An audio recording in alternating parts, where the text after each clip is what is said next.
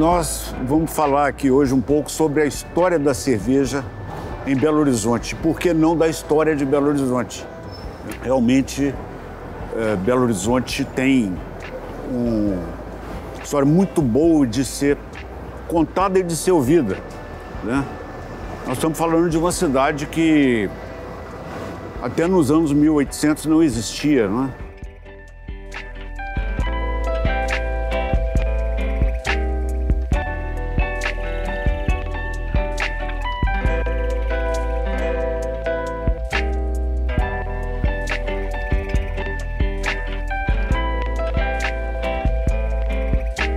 Estava na hora de crescer Ouro Preto, mas geograficamente era inviável fazer isso. Teria que destruir montanhas e o acesso a Ouro Preto era um tanto quanto limitado. O ideal fosse fazer uma nova capital para Minas Gerais. Então, em 1893, Augusto de Lima promulga a Lei número 3, autorizando a construção da nova capital. E aí se inaugura, em 1897, no dia 12 de dezembro, a capital de Belo Horizonte, a nova capital. Arão Reis faz todo o desenho arquitetônico, um conjunto de operários começam a construir a cidade, criando os primeiros galpões, a Serraria Souza Pinto, funileiros, né, construtores da capital, vieram aí trabalhar para formar essa cidade. Então, eles trouxeram imigrantes italianos que eram especialistas em construção civil e esse pessoal foi morar na região da Lagoinha. Naquela região, então, foram os primeiros passos da verdadeira cidade de Belo Horizonte. Já não era mais o Arraial de Curral del Rei, mas já era os prenúncios da nova capital. Então, grandes pessoas que estavam em Ouro Preto, que eram cervejeiros, vieram para Belo Horizonte e alguns já haviam se estabelecido na cidade. Um dos primeiros foi o Carlos Fonatiari, em 1894, ele vem de Lucca, na Itália, e na rua Timbiras, com Sergipe, ali perto da Igreja da Boa Viagem, ele abre uma pequena cervejaria, que era talvez o centro de encontro das pessoas naquela época, né? As comemorações religiosas, os batizados, os casamentos, né? As datas comemorativas dos santos, as quermesses, né? As festas juninas, talvez, era um bom ponto de encontro das pessoas que poderiam estar tomando o refrigerante e a cerveja do Carlo.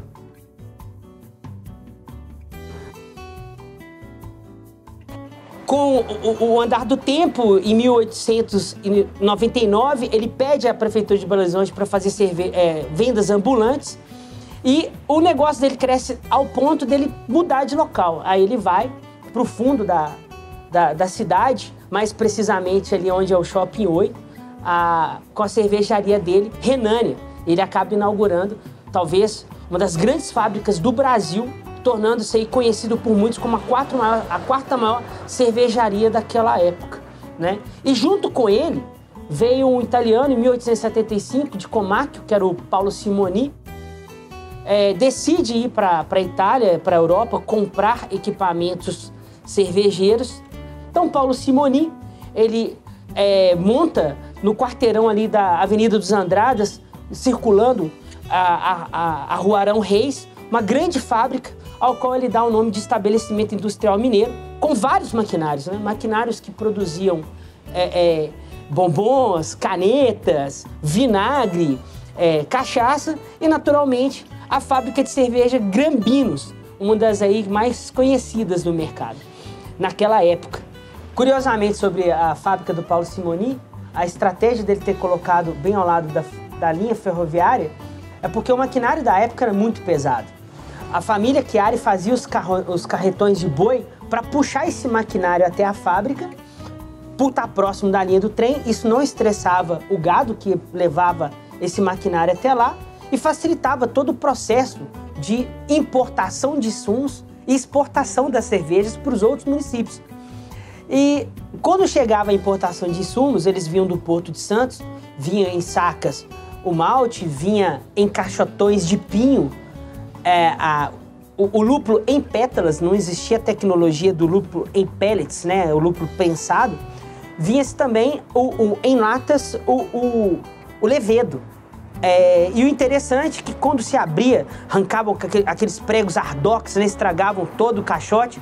Quando se abria, soltava aquele aroma maravilhoso de lúpulo, né? Aquilo ali contaminava a fábrica de bons aromas, né? E vieram aí, né, vários, né? O Amadeu Pessini, Oswaldo Parucchi, que foi cervejeiro da cervejaria Oliveirense, lá em Oliveira. Ele passa por Sabará, acaba abrindo o estabelecimento numa das primeiras partes da zona boêmia de Belo Horizonte, na Avenida Santos Dumont. Aunibo Cocossione, que vem de Ouro Preto, abre a sua cervejaria na Rua Curitiba. Henrique Thieme, que tem a cervejaria alemã, abre na Rua Ouro Preto. Eduardo Moratti se estabelece aqui no fundo da Arão Reis. Ele também abre ali a sua cervejaria. Crescêncio Ginetti, que vem de Curvelo, abre a cervejaria internacional. O Bonino, Victório Fracaroli, montam na Rua Tamoios.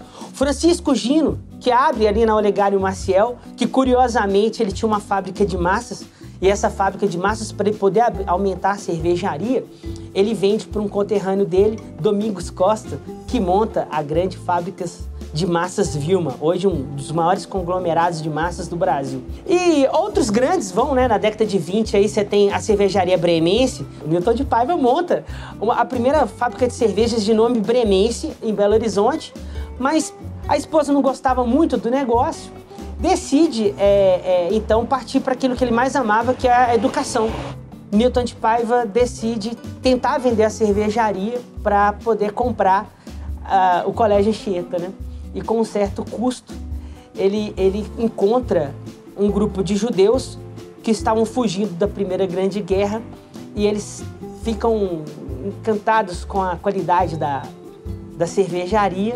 A família Aninger, que era esse grupo de judeus, decide comprar a Bremense e ele acaba comprando a parcela que faltava de João Leonardo para a constituição do Colégio Anchieta, que hoje também é um grande conglomerado, que é as faculdades Newton Paiva, né?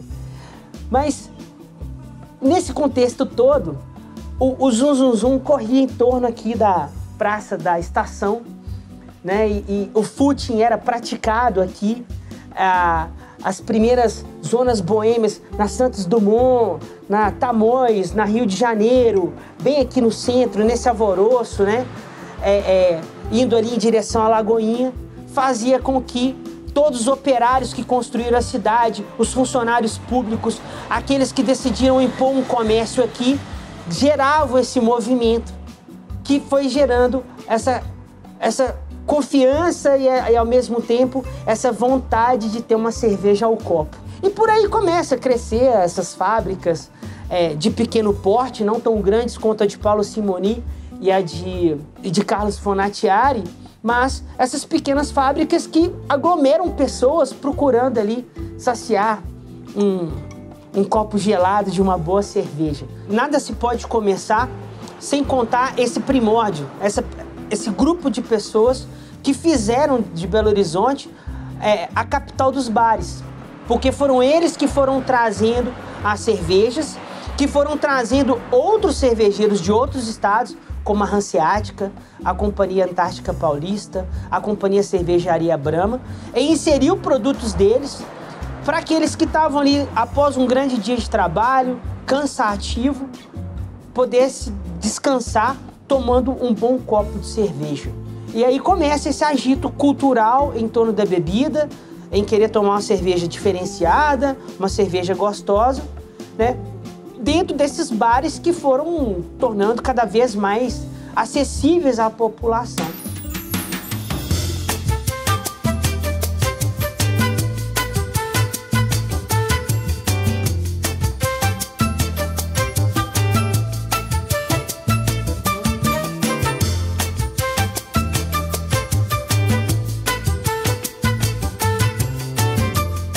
Na época, a região mais habitável que tinha era a região ali da Lagoinha hoje.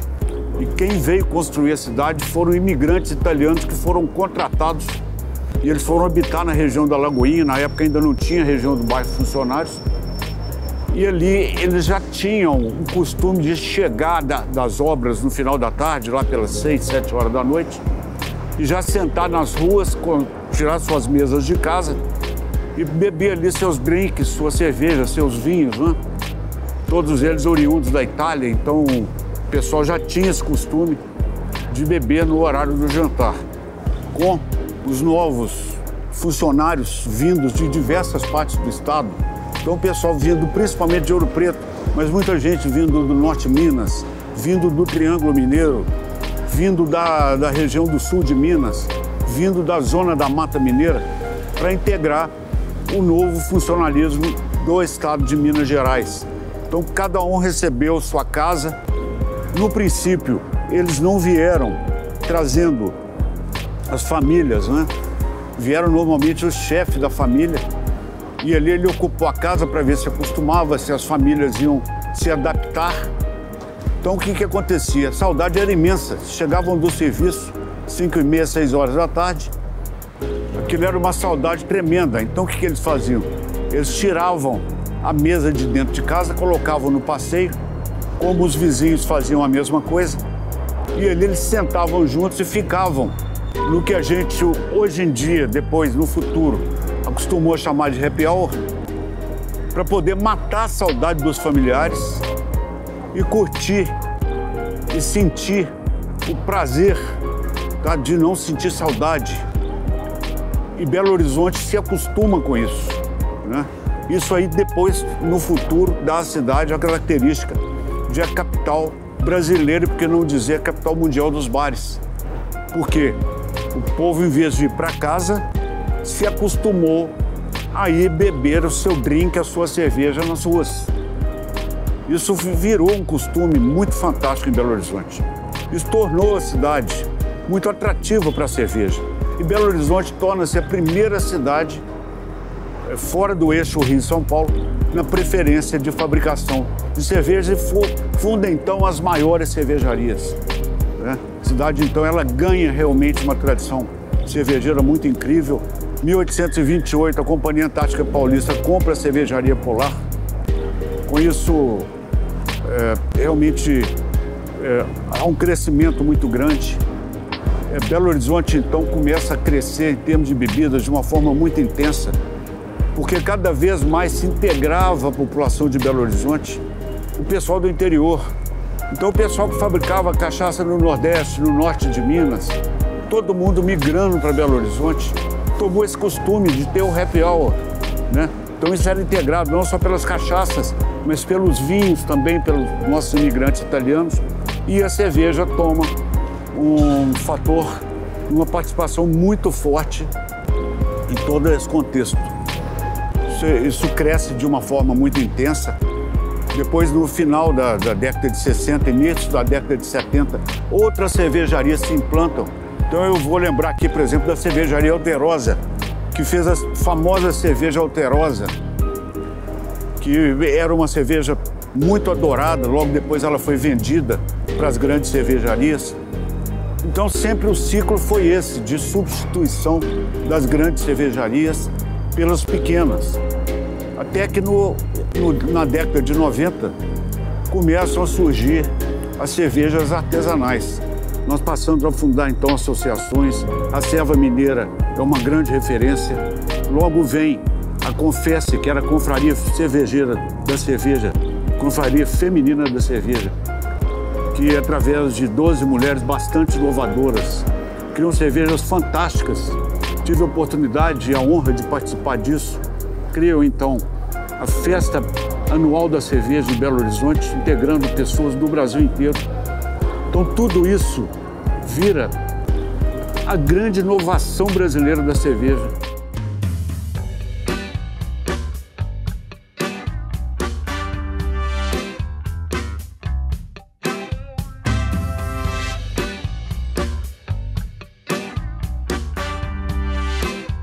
Veio a ideia de abrir uma choperia. E nessa ideia de abrir a choperia, nada melhor que a melhor choperia é o Pinguim de Ribeirão Preto. Então, na época eu chamei um grande amigo, uma grande pessoa, que é o Theo, para ser meu parceiro. Fomos a Ribeirão Preto. O pessoal do Pinguim, nós procuramos eles lá, não deram bola pra gente. E aí um grande amigo de Ribeirão Preto me deu uma dica, assim, ó, Rodrigo, você tem que, na verdade, procurar o seu Albano. Eu falei, seu Albano? É, ele que é a alma do chopp em Ribeirão Preto. E aí eu vim descobrir que esse seu Albano era um garçom de Ribeirão Preto, muito querido, e que abriu uma confeitaria em 1964 na porta da cervejaria Antártica, no centro de Ribeirão Preto. E aí, os funcionários, os mestres cervejeiros, saindo da fábrica, paravam na confeitaria. E o seu Albano, muito simpático, conversando e tudo mais, começou essa história do chopp, o que a gente chama da extração. É o que está quando o produto sai da fábrica até chegar na mesa do cliente, até o cliente beber. Que a extração é tão importante quanto a produção. Você pode ter um bom produto e uma extração ruim que você não vai ter um chopp legal. Mas se você tiver um produto razoável e com uma extração muito boa, aí você tem realmente um produto diferenciado. A gente chama de extração tudo que, desde o tipo de copo, a como que armazena o barril, a serpentina, a câmara fria, ao treinamento do chopeiro, torneira, enfim, tudo. Isso que a gente chama de extração. E aí a gente trouxe o Albanos para Belo Horizonte. No 1º de maio de 1996 nós abrimos. O mineiro tinha uma questão até a abertura do Albanos, que ele falava assim, vamos sair para tomar uma cerveja. Enquanto o carioca e o paulista falavam assim, vamos sair para tomar um chopinho. Então, a gente trouxe essa história toda para Belo Horizonte da questão do chopp. E aí foi muito legal porque, dentro desse sucesso, na época veio a história também das microcervejarias, a primeira microcervejaria do Brasil, da Dubir, lá em Porto Alegre. Eu e meu sócio Theo, na época, falamos assim, vamos fabricar cerveja também. E aí, junto com 2 sócios austríacos, entre eles o Ervik e o Marcos, a gente ajudou na abertura da Krug Beer, que eu vim a sair em 2002. E também, eu e o Theo, a gente lançou, em torno do anos 2000, a primeira carta de cerveja de Minas Gerais, que eram várias cervejas importadas e também algumas cervejas artesanais na época, que tinha Baden-Baden, Colorado.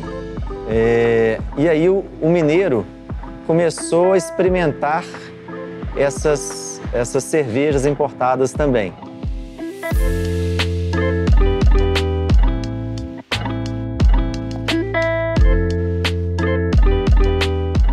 A ideia de montar a Krug Beer aqui em Belo Horizonte, na verdade, vem do meu pai.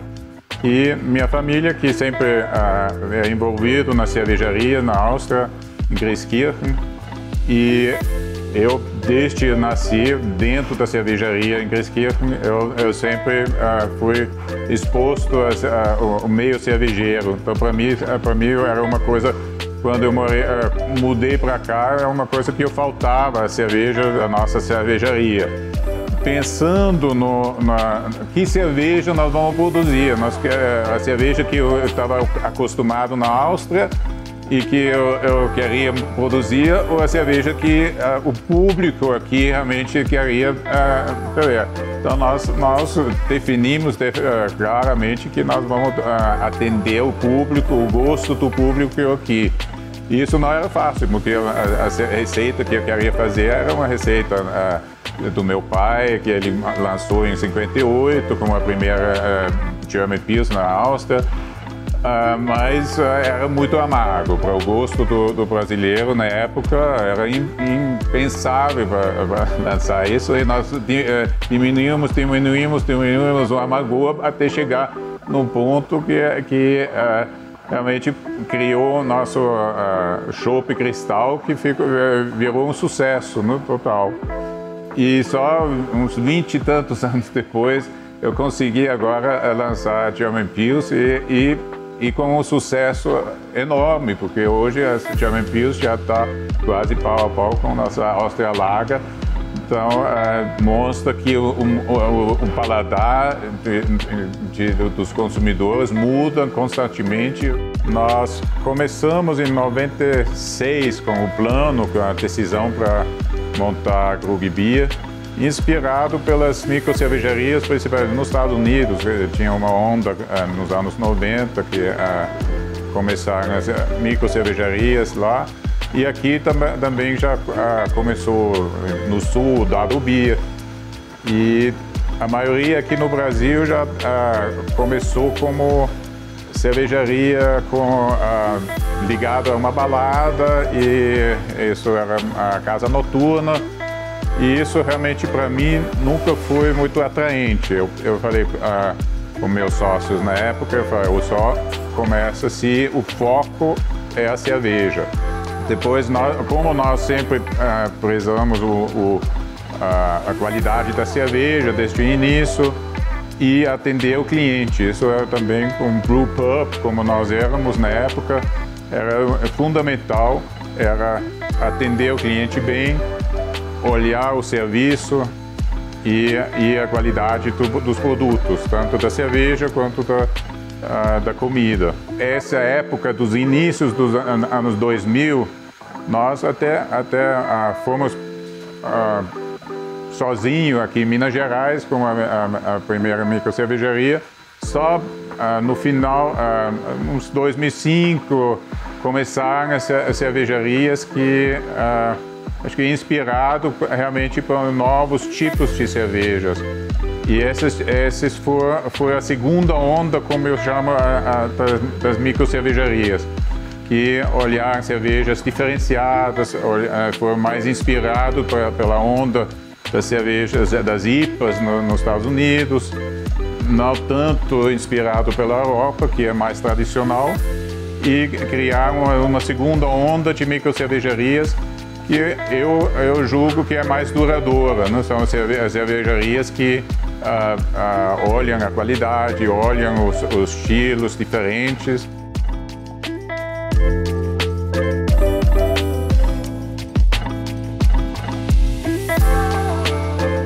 A Krug Beer surgiu no Belvedere no dia 24 de setembro de 1997.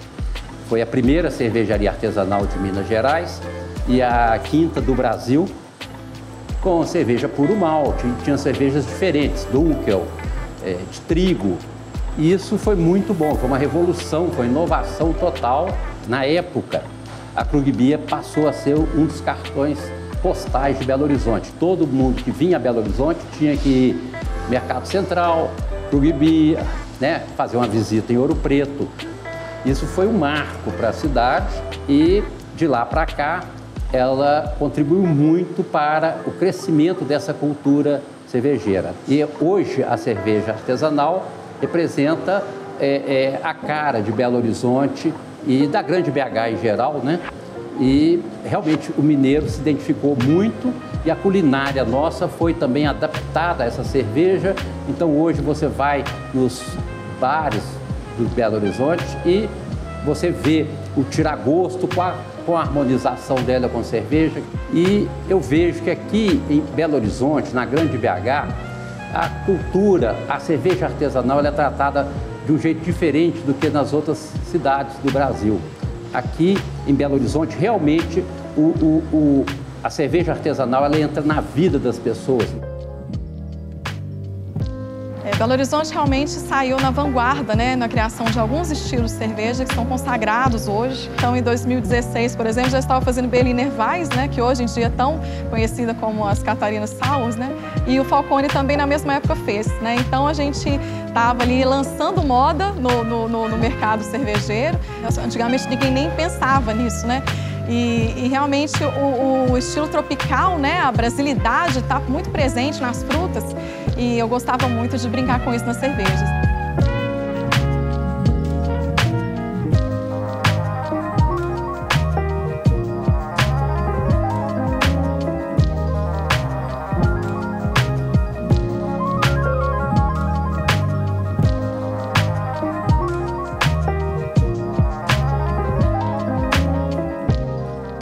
A Serva, que é a Associação de Cervejeiros Artesanais, a mineira foi a segunda do Brasil. Ela tem uma representatividade nacional com mais de 20 associações em todo o Brasil. A Serva surgiu de um grupo de cervejeiros que começaram a estudar cervejas a partir de uma confraria que acontecia no Freitag, Extinto Bar, na região da Savassi, e a partir desses estudos eles começaram a se interessar em produzir cervejas em casa. Eles formaram a Serva porque não tinham tantas opções para fazer compra de insumos em Belo Horizonte. E a Serva começou com essa ideia de começar a fazer compras coletivas de insumos a partir de empresas do Sul. A partir daí, a Serva começou a promover cursos para os associados para se desenvolverem cada vez mais, como cursos sensoriais, de insumos, de técnicas.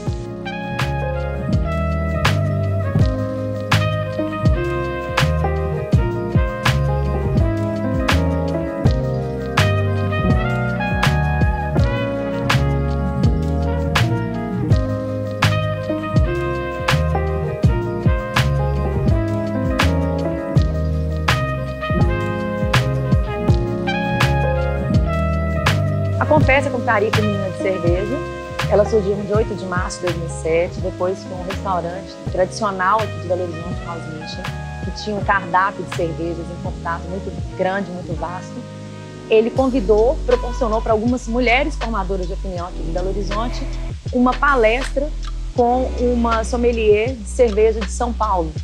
Então, quando ela reuniu com essas mulheres para falar um pouco desse universo cervejeiro, essas mulheres que estavam lá nesse dia resolveram, naquele momento, fundar uma confraria para estudar um pouco mais sobre esses estilos de cerveja que ela tinha apresentado. Nós tivemos a oportunidade de conhecer, de ver de perto todo esse crescimento aí do que a gente vê da cerveja artesanal em BH. A gente acompanhou as cervejarias crescendo, os mestres cervejeiros formando, são todos amigos. E o nosso papel nessa história, qual que é?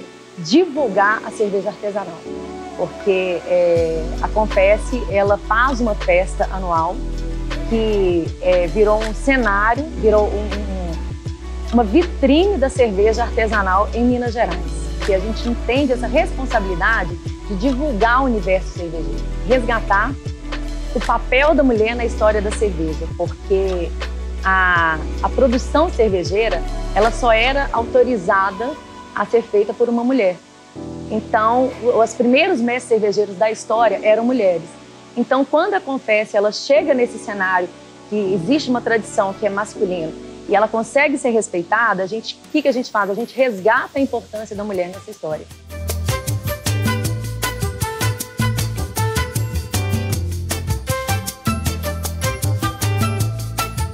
Um título que Minas recebeu há um bom tempo atrás, que é essa grande BH, essa região da Grande Belo Horizonte, é a Bélgica Mineira. A gente recebeu esse título por uma série de fatores, né? Começaram a serem montadas e surgir várias craft beers na região da Grande Belo Horizonte e, em um certo momento, ela foi intitulada da Bélgica Mineira. Nós chegamos a ranquear aí como a região com maior concentração de craft beer do Brasil, né, nessa época. E hoje eu me pergunto se realmente nós somos a Bélgica Mineira. O que eu tenho a dizer é de que hoje nós somos muito mais parecido com o estilo americano de se produzir cerveja e não com Bélgica. E o porquê isso? Porque a cervejaria, ou falar a escola belga, ela tem uma fama, ela tem uma característica muito legal de cervejas extremas, cervejas ácidas, cervejas de trapistas, né? E não tanto na criatividade inventiva de revisar, de relançar estilos, criar próprios estilos, que é muito mais no estilo americano. A indústria americana, a escola americana, ela se mostrou aí nos últimos anos muito mais criativa. Minas Gerais, e onde a maioria das cervejarias estão, que é Grande Belo Horizonte, hoje ela é reconhecida nacionalmente pela perfeição na produção de estilos de cerveja. Uma gama muito grande de cervejas, a gente produz desde de premiadíssimas Premium Lagers, né, as Pilsens do nosso dia a dia, as cervejas de madeira, sours, inclusive, premiadas também. Então hoje nós temos um grande volume de cervejarias mineiras que sempre estão premiando aí nos principais concursos nacionais e até estrangeiros. Quando a gente participa de eventos cervejeiros, como o evento que tem o Festival Brasileiro de Cervejas em Blumenau, que é em março, ou nós temos o Mundial de la Bière no Rio de Janeiro, o Oktoberfest em São Paulo, onde é que consegue juntar muitas cervejarias. Qual é uma característica bastante interessante das cervejarias mineiras quando elas participam?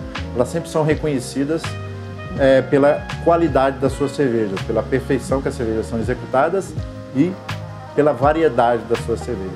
Então, é um prazer muito grande fazer parte desse polo, né, desse centro, e poder levar essa cerveja brasileira, a cerveja mineira, para o Brasil inteiro e principalmente buscar esse reconhecimento que a gente consegue, não somente do público, mas a gente consegue através de obtenção de medalhas, de títulos, seja no Festival Brasileiro, seja no Festival Internacional.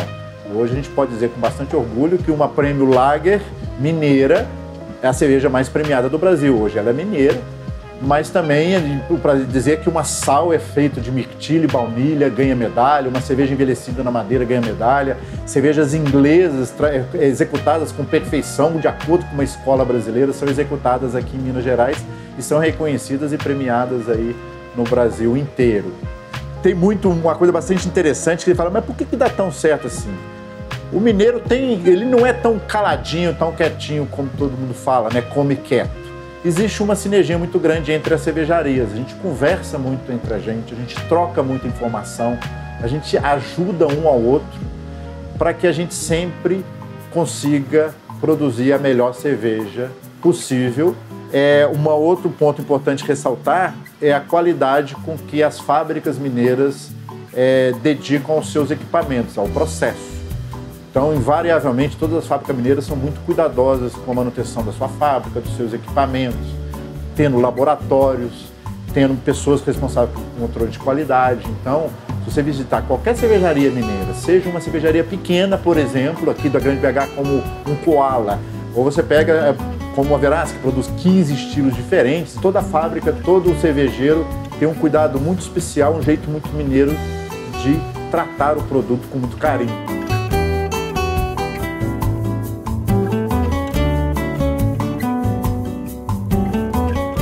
Belo Horizontino, além de gostar de cerveja, além de gostar do ambiente do bar, ele gosta da novidade, ele gosta daquilo que traz para ele uma riqueza e uma experiência diferente. A gente vive diante de um cenário vanguardista que apresenta-se no mercado nacional como um forte sinalizador de tendências de consumo. Aqui em Belo Horizonte, a gente vai encontrar, da mesma forma que uma cerveja muito tradicional, como a Hofbräuhaus, fundada em 1589, e que mantém as raízes e a tradição alemã desde então, né, são 432 anos de história, mas nós também temos espaço para tudo que é novo, para tudo que é diferente. Isso se configura nas várias cervejas com ingredientes regionais, com insumos locais que trazem uma diversidade de sabores e aromas muito grande para o consumidor, mas também numa diversidade, numa variedade de alternativas de bares para visitar. A gente tem lugares fantásticos, como o nosso Mercado Central, que mistura tradição e inovação, e agora desponta de forma ainda mais evidente nesse cenário o Mercado Novo, que também traz muito de um espaço antigo, mas traz essa remodelação, né? Traz essa perspectiva da inovação, que a gente tem aqui bares que guardam essa tradição boêmia e que conversam muito bem com a novidade, conversam muito bem com o moderno, como o bairro de Santa Teresa, que é um ícone da tradição boêmia local, mas também os bairros de Lourdes, o bairro da Savassi e até mesmo bairros mais afastados do centro da capital. Você sempre vai encontrar alguma coisa que chama a atenção.